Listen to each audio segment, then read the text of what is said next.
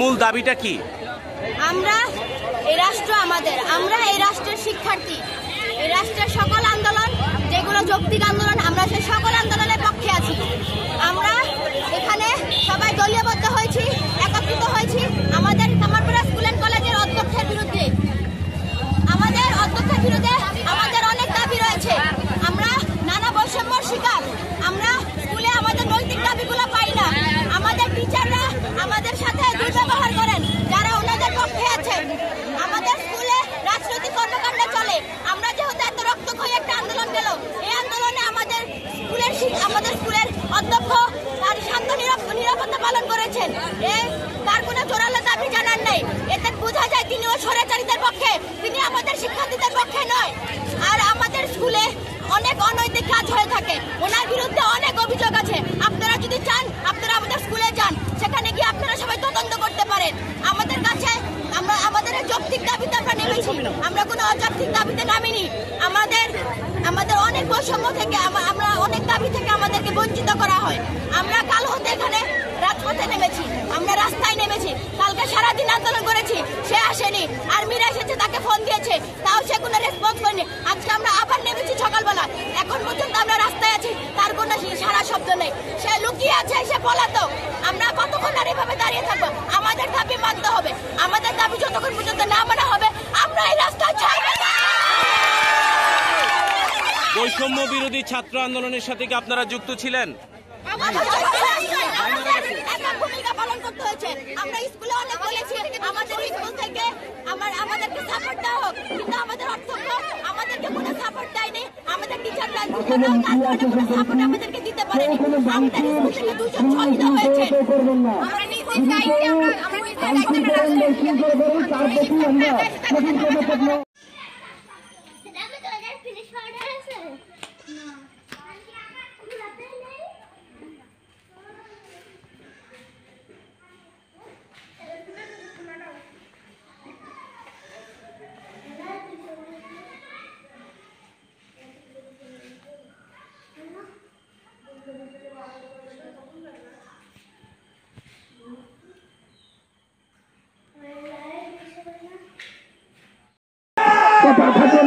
সবাইকে ধন্যবাদ জানিয়ে আমি আমার সংক্ষিপ্ত বক্তব্য শেষ করছি। ধন্যবাদ সবাইকে। আসসালামু আলাইকুম। ধন্যবাদ। মহাকান্দার কৃতি সন্তান, ঢাকার রাজপথের পরীক্ষিত নেতা, এরপরে যুক্ত হবে নেত্রীকে দেশনেত্রী বেগম খালেদা রাস্তা বাজন, তারেক রহমানের বিশ্বস্ত হাতিয়ার, নগরকান্দার শান্ত গণমানুষের নেত্রী, তাকে ফুল দিয়ে শুভেচ্ছা জানাচ্ছেন নগরকান্দা উপজেলা বিএনপি। নগরকান্দা উপজেলা বিএনপি ফুল দিয়ে শুভেচ্ছা জানাচ্ছেন।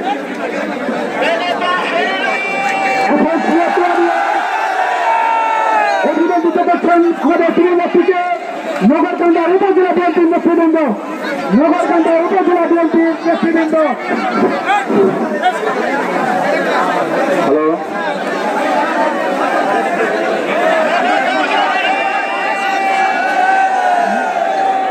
গার্লস স্কুল নেত্রীকে ফুলের শুভেচ্ছা দিচ্ছে।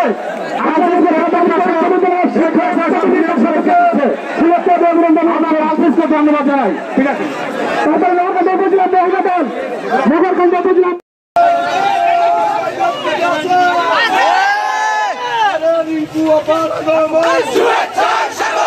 পুরাপাড়ার পক্ষ থেকে, পুরাপাড়ার পক্ষ থেকে শুভেচ্ছা।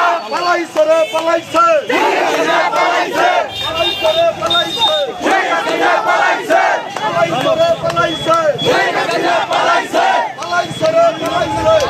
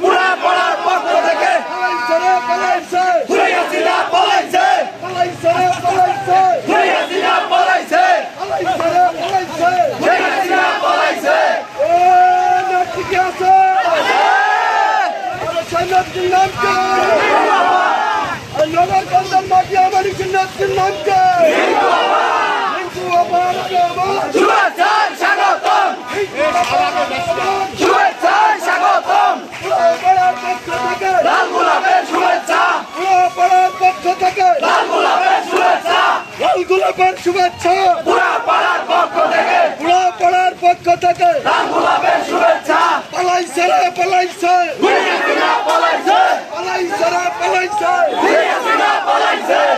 পাড়ার পক্ষ থেকে লাল গোলাপের শুভেচ্ছা পুরা পাড়ার পক্ষ থেকে লাল গোলাপের শুভেচ্ছা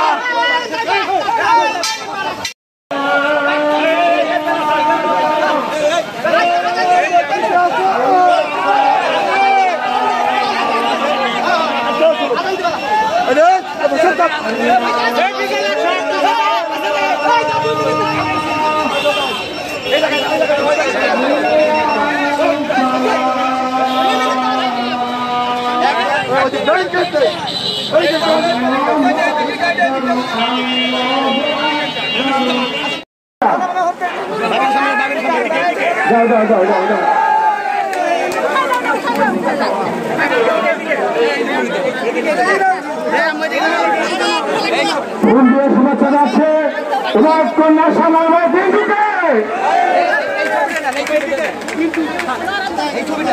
ধন্যবাদ সকলকে ধন্যবাদ।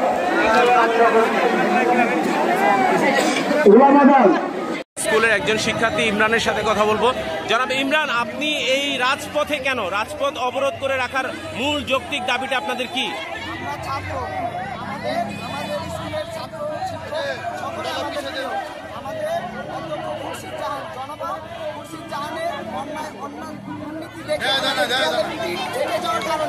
আমরা রাজপথে নামতে বাধ্য হয়েছি। ওনার বিরুদ্ধে আরো নানা ধরনের প্রমাণ রয়েছে, যেমন উনি 164% জমি মশিউর মাউসির মহাপরিষদের অনুমোদন ছাড়াই অন্য প্রতিষ্ঠানের পক্ষে লিখে দিয়েছে, যা কিনা 100 কোটি টাকার সম্পদ। এবং ওনার বিরুদ্ধে আরো নানা ধরনের অভিযোগ রয়েছে। উনি মেধাবী এবং ভালো শিক্ষকদের চাপ প্রয়োগের ফলে চাকরিচ্যুত করতে বাধ্য করেছেন। তাই আমরা আমাদের দেয়ালে পিঠ থেকে যাওয়ার কারণে আমরা রাজপথে নামতে বাধ্য হয়েছি। এটাই আপনাদের মূল দাবি, ওনার পদত্যাগ? ছাত্র আন্দোলনে আমাদের এক ভাই শহীদ হয়েছে, আমরা সেই ভাইয়ের রক্ত বৃথা দিতে দিব না। এবং আপনারা ছাত্ররা যে এখানে রাজপথে যে এসেছেন, এই আসার মূল উদ্দেশ্য কি শুধুমাত্র ওনার পদত্যাগ, না বাংলাদেশের অন্যান্য যে শিক্ষা প্রতিষ্ঠানগুলো আছে সবার পক্ষে আপনারা নেমেছেন? আমরা এখানে একজন অন্যায়কারী এবং একজন সদস্য আমাদের ভাইদের বৈষম্য বিরোধী আন্দোলনে বিরূপ ভূমিকা পালন করেছে। এই অন্যায় থেকে যাওয়ার কারণে আমরা রাজপথে নামতে বাধ্য হয়েছি।